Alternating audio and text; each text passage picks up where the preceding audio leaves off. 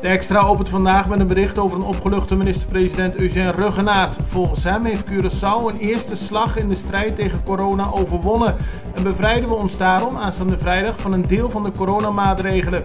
Maar de dreiging blijft bestaan, aldus Ruggenaat, dus we moeten ons houden aan de regels van hygiëne en sociale distantie.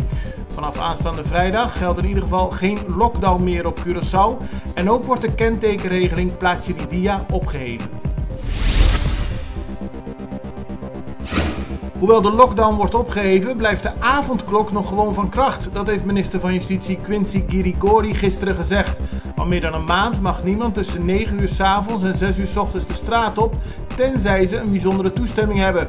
Verder zei de minister dat het organiseren van grote evenementen nog verboden blijft. Ook is er een verbod op bijeenkomsten met meer dan 25 mensen.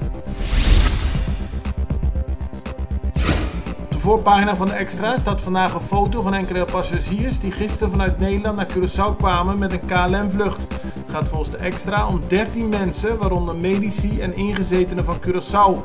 Die werden vanaf luchthaven Hato naar een hotel gebracht. De reizigers waren daarvan echter niet op de hoogte. Dat leidde volgens de krant bij sommigen tot emotionele taferelen. De verplichte quarantaine op 1 plek van reizigers uit het buitenland is pas begin deze week ingevoerd.